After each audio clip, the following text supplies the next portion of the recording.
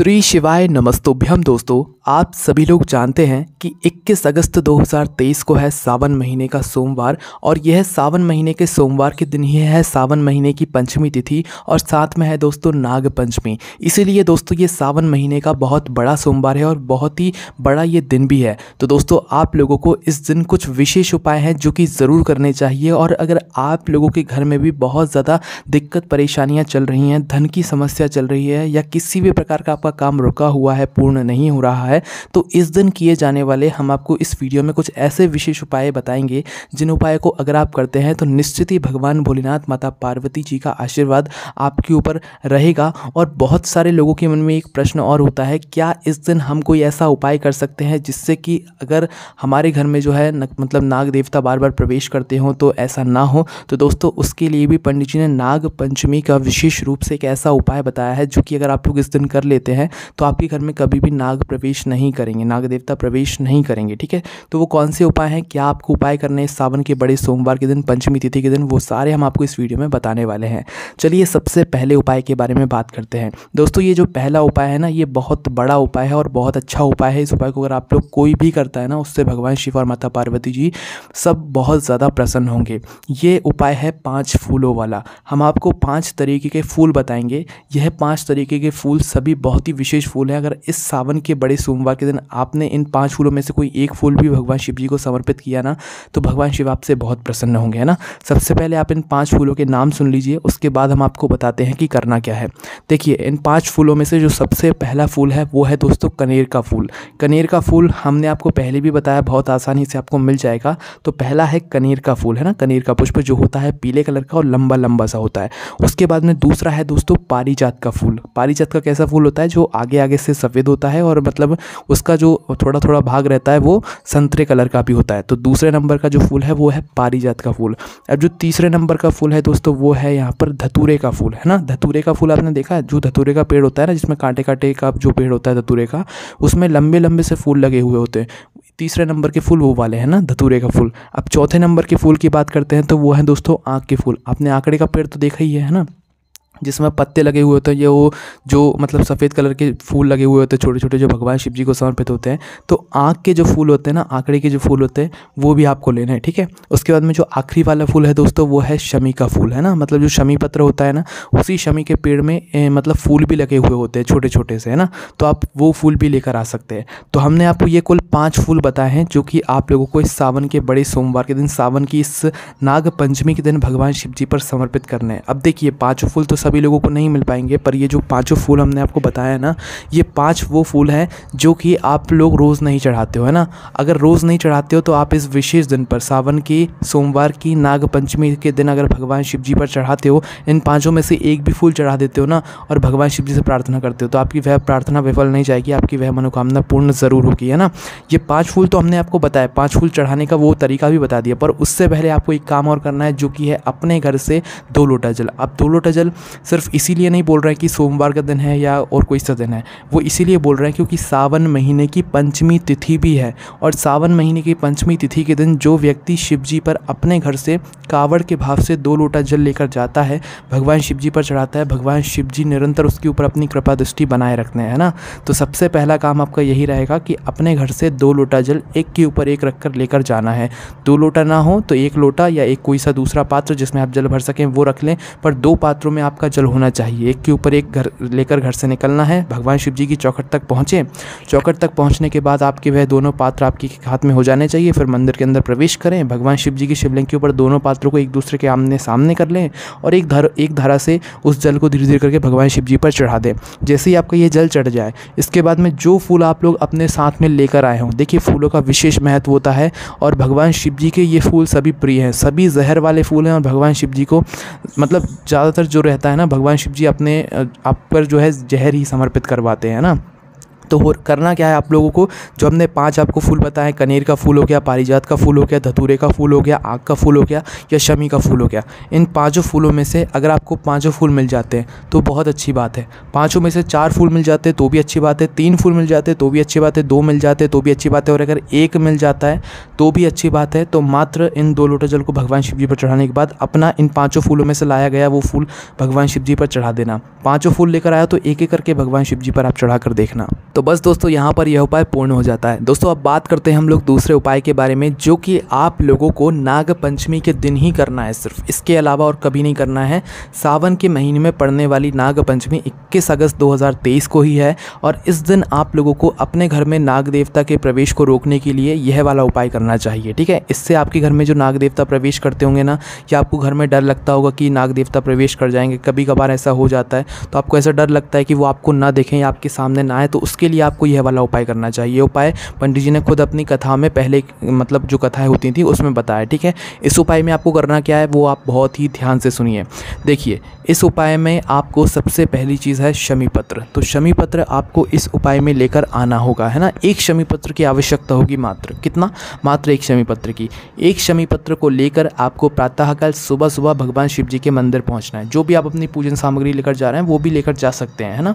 पहले आप भगवान शिव जी की पूजन अर्चना कर लेना। भगवान शिव जी के ऊपर जल चढ़ाना चाहते हो, फूल चढ़ाना चाहते हो, जो चढ़ाना चाहते हो, बेलपत्र वगैरह वो चढ़ा देना। चढ़ाने के बाद उसके बाद आप यह उपाय करना क्या है, ध्यान से सुनो उपाय। भगवान शिव जी के शिवलिंग के पास में आपको आना है, अपना वह शमी पत्र निकालना है जो आप इस उपाय को करने के लिए लाए हो, नाग पंचमी का उपाय करने के लिए लाए हो। तो यह जो शमी पत्र है ना, आपको इस शमी पत्र को भगवान शिव जी की शिवलिंग के ऊपर आस्तिक मुनि का नाम लेते हुए समर्पित करना है। कौन से मुनि, आस्तिक मुनि, है ना। आस्तिक समझ लो ना आप लोग, आस्तिक, है ना। तो क्या करना है, आस्तिक मुनि का नाम लेते हुए इस एक शमी पत्र को आपको भगवान शिव जी की शिवलिंग के ऊपर समर्पित कर देना है। समर्पित आपने कर दिया, अब कुछ समय 2 क्षण, 1 मिनट, 2 मिनट, 5 मिनट भगवान शिव जी के पास में बैठो और वो शमी पत्र वहीं पर चढ़े रहने दो। ध्यान रखना उस शमी पत्र को कोई लेकर ना जाए, है ना। भगवान शिव जी पर कुछ क्षण उस शमी पत्र को वहीं पर रखे रहने दो, भले ही 1 मिनट ही क्यों ना चढ़े रहने दो, ठीक है। तो जैसे ही 1 मिनट हो जाए, 1 मिनट से ज़्यादा भी रुकना चाहो तो रुक सकते हो, कोई दिक्कत नहीं है। तो 1 मिनट जैसे ही हो जाए तो आपको क्या करना है, आस्तिक मुनि का नाम लेते हुए ही इस शमी पत्र को वापस से भगवान शिव जी की शिवलिंग से उठाना है। उठाकर भगवान का आशीर्वाद लेकर प्रार्थना करके अपने घर वापस आ जाना है, ठीक है। वापस जब आप अपने घर आ जाओगे ना, तो अपने घर के मुख्य द्वार पर कहीं पर भी शमी पत्र को रख देना, है ना। अब जो ये शमी पत्र आप लोग रखोगे ना, जब इस शमी पत्र को आप लोग रखोगे तो शिव जी की 5 बेटियों का नाम आप लोग ज़रूर ले लेना। क्या नाम है, जया, विषहारा, शामली बारी, दौतली और देव, है ना। ये जो शमी पत्र जो आप अपने मुख्य द्वार पर रखोगे ना, तो ये 5 बेटियों का नाम आप लोग ज़रूर लेना, क्योंकि यही 5 बेटियाँ आपके घर के द्वार पर मतलब रक्षा करेंगी। वो बेटियाँ हैं तो वो बेटियाँ आपके घर के ऊपर जो है मतलब कृपा दृष्टि बनाए रखेंगी, रक्षा करेंगी और नाग देवता को आपके घर के अंदर प्रवेश नहीं करने देंगी।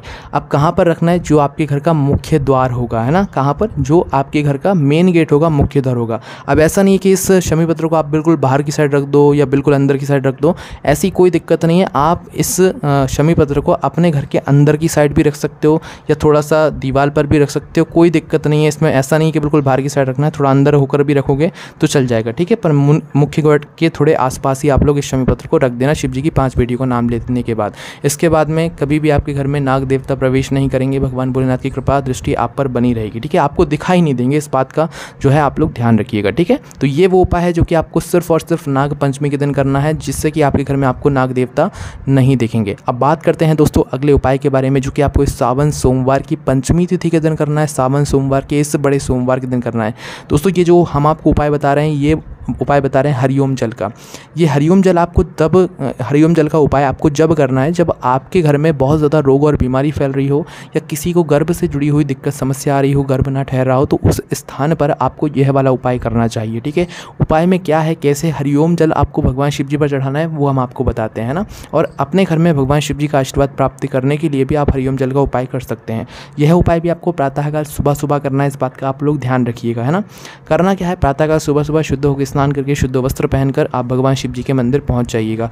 हम आपको हर उपाय को करने से पहले एक चीज़ ज़रूर बोलते हैं कि शुद्ध होकर स्नान करके शुद्ध वस्त्र पहनकर आप इस उपाय को करने के लिए जाइएगा। तो उसका बस दोस्तों एक ही कारण है, क्योंकि शिव जी का जो उपाय हम करते हैं ना, वो उपाय हमारे लिए तभी काम करता है जब हम उस उपाय को शुद्ध तरीके से करते हैं और सही उपाय को सही तरीके से करते हैं। ठीक है, तो करना क्या है इस उपाय में, आप लोगों को अपने साथ में एक बेलपत्री और एक लोटा जल लेकर जाना है। क्या लेकर जाना है? एक बेलपत्री और एक लोटा जल प्रातःकाल सुबह सुबह लेकर जाना है। यह उपाय है तो इसमें एक लोटा जल ही लगेगा। ठीक है, और साथ में जो है एक बेलपत्री लगेगी। तो भगवान शिव जी के मंदिर पहुंचना, भगवान शिव जी के मंदिर जैसे ही पहुंचो शिवलिंग के पास आ जाना। शिवलिंग के पास आने के बाद सबसे पहला काम आपका यह रहेगा, ये जो बेलपत्री है ना, इसको आपको भगवान शिव जी की जो शिवलिंग होती है, शिवलिंग में जो माता अशोक सुंदरी जी का स्थान होता है ना, जो कि जलाधारी के बिल्कुल बीचों बीच होता है। कहाँ पर? जलाधारी के बिल्कुल बीचों बीच होता है। तो आपको क्या करना है, इस बेलपत्री को सबसे पहले माता अशोक सुंदरी जी वाले स्थान पर आपको समर्पित करना है। डंडी का मुख जलाधारी की तरफ होना चाहिए, जहाँ से जल बहता हुआ जाता है और नीचे करता है। ठीक है, उस तरफ इस बेलपत्री की डंडी का मुख करके आप माता अशोक सुंदरी जी वाले स्थान पर जलाधारी के बिल्कुल बीचों बीच यह बेलपत्री को समर्पित कर दीजिए। कर दिया आपने। इसके बाद में आपको क्या करना है, अपना वह एक लोटा जल निकालना है। अब यहाँ पर मेन उपाय शुरू होता है हरिओम जल का, है ना। हरिओम जल कैसे चढ़ाया जाता है, ये नाम में ही समझ आता है कि हमें इस जल से जो है ओम का जो है वहाँ पर ओमकार का नाद करना है। ठीक है, कैसे करोगे वो हम आपको बताते हैं। देखिए, सबसे पहले जहाँ पर आपने बेलपत्री चढ़ाई है ना, वहीं पर हल्का सा जल चढ़ा दीजिए। कितना? थोड़ा सा जल चढ़ा दीजिए, है ना। मतलब आप ऐसा चढ़ाइए कि 4 जगह बराबर मात्रा में, मतलब 5 जगह बराबर मात्रा में जल चढ़ा सकें। इतना आप जल चढ़ा सकते हैं ना बराबर मात्रा में। तो करना क्या है, सबसे पहले आप उसी बेलपत्र पर माता अशोक सुंदरी जी वाले स्थान पर थोड़ा सा जल समर्पित कीजिए। कर दिया। उसके बाद में आप गणेश जी वाले स्थान पर आइए, जो कि जलाधारी के राइट भाग में होगा। कहाँ पर? राइट भाग में, सीधे भाग में।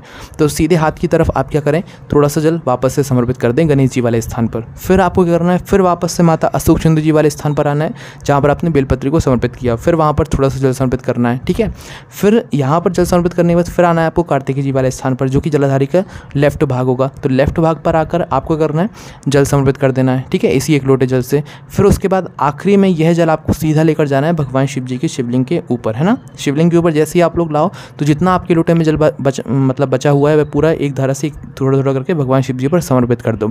बस यहाँ पर यह उपाय पूर्ण हो जाता है। ये जो शिवलिंग के ऊपर जल चढ़ाने के बाद आप भगवान शिव जी से प्रार्थना कर लीजिएगा।